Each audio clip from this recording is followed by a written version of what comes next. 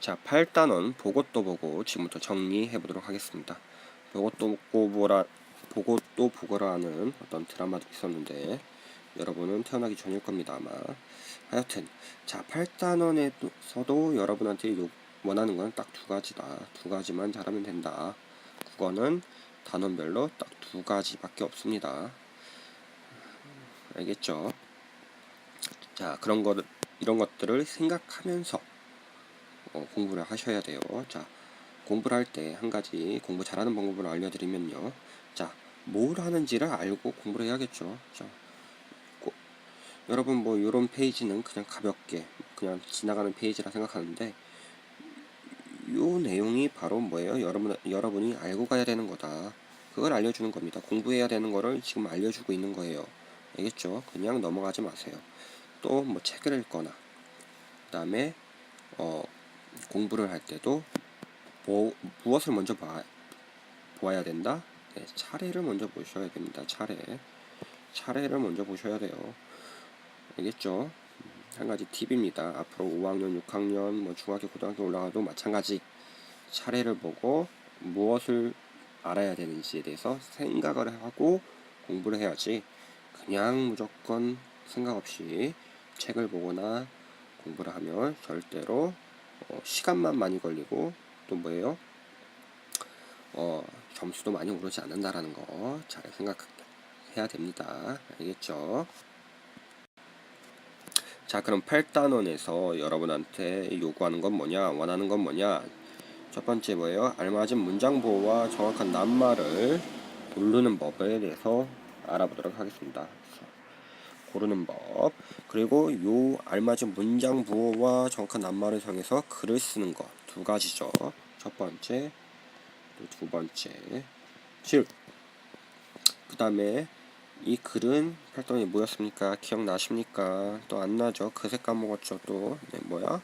편지를 써봤죠. 감사 편지.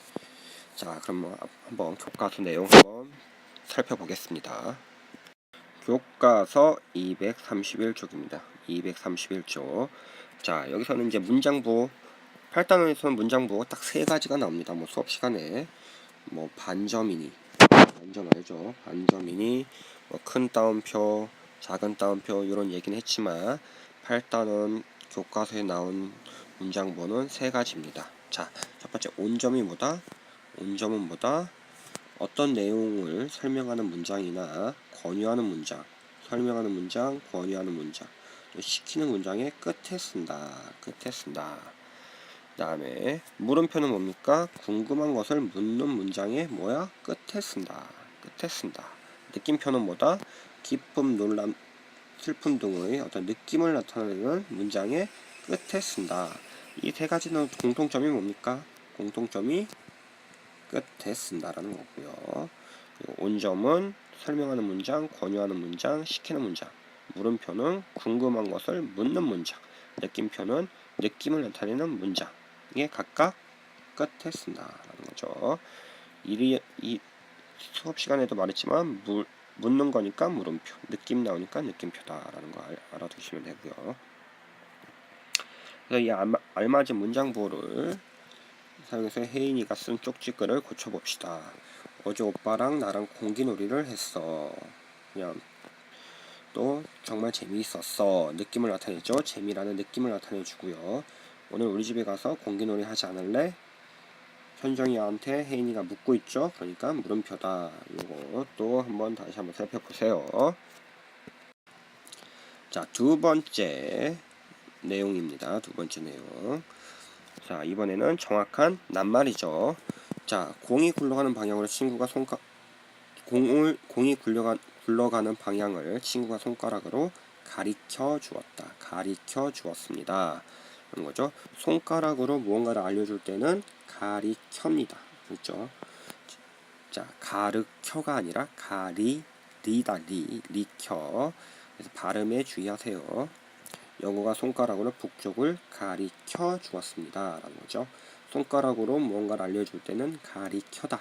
라는 것이고요. 두 번째입니다. 두 번째는 아버지께서 꽃 이름을 가르쳐 주셨어요. 오늘 나는 동생의 글자를 가르쳐 주었다. 입니다. 그래서 무언가를 알려줄 때 이름이나 글자 어떤 공부할 내용 같은 것을 알려줄 때는 가르쳐다, 가르쳐,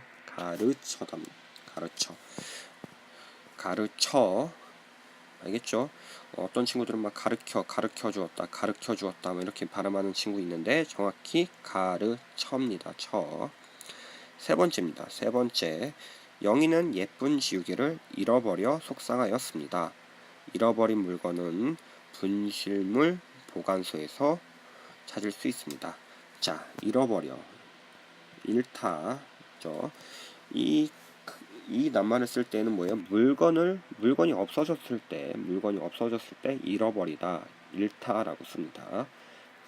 네 번째, 수학 익힘책을 깜빡 잊어버리고 학교에 두고 왔어요. 친구와의 약속을 잊어버리지 않기 위해 쪽지에 적어두었다. 이렇게 잊어버리다라는 있다라는 요 낱말은요, 생각이나 그다음에 약속 같은 거를 까먹을 때 쓰는 낱말입니다. 까먹다라는 말 자주 쓰죠.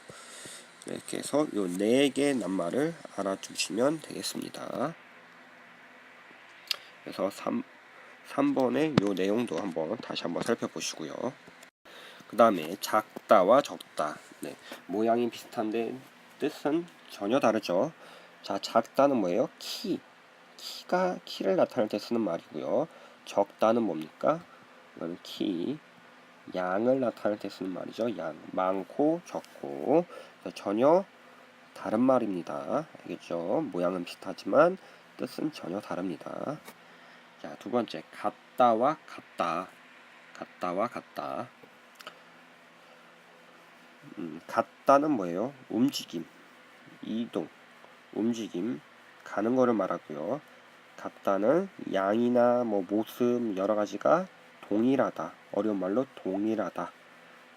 똑같다 할 때 씁니다. 알겠죠? 그 다음에 반드시와 반드시. 요거 같은 경우에는요, 어떤 결심을 나타내는 말입니다. 역시 어려운 말로 결심, 뭐 하겠다, 다짐 할 때 이 단어를 쓰고요.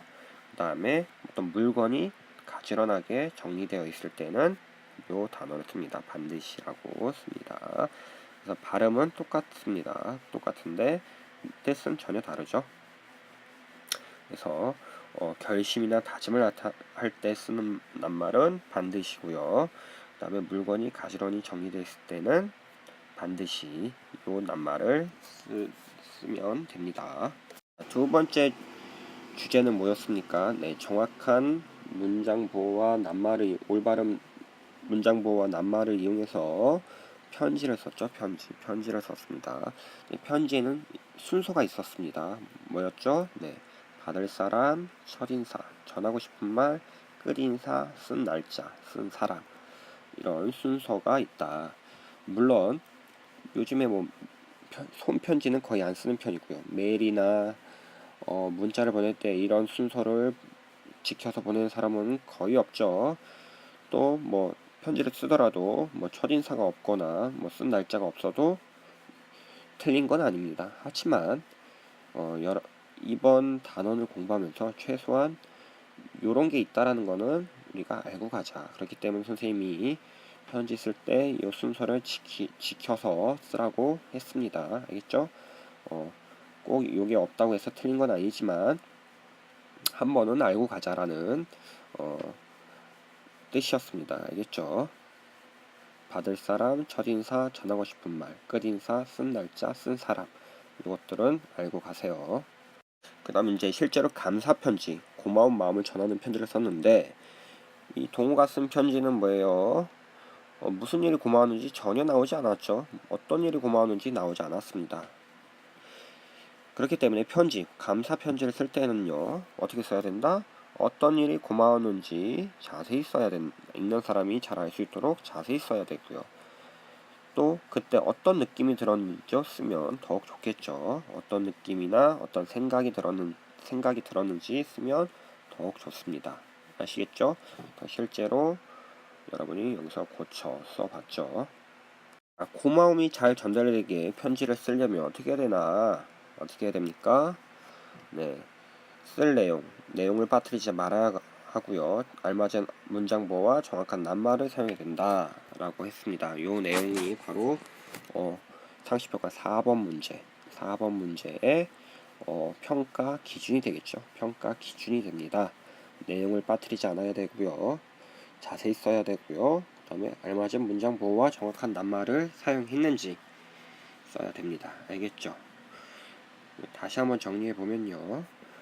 내용을 빠뜨리지 않고 알맞은 문장 보호와 정확한 낱말을 쓰고요. 그 다음에 고마웠던 일이 무엇인지 자세히 쓰고 자신의 생각이나 느낌을 쓴다. 이것이 바로 평가 기준이 되겠습니다. 알겠죠? 실제로 25점, 4번 문제는 역시 25점이고요. 누군가에게, 누가 될지 모르겠지만 누군가에게 감사 편지를 쓰는 문제입니다. 역시 평가 기준이 이렇게 나와 있고 요거를 잘 지키는지 한번 볼 겁니다. 그래서 대상을 누구로 할 건지 한번 곰곰이 생각해 보고 선생님이 알려주도록 하겠습니다. 알겠죠? 자, 그럼 지금까지 8단원 내용을 정리해 보았습니다. 자, 그럼 안녕.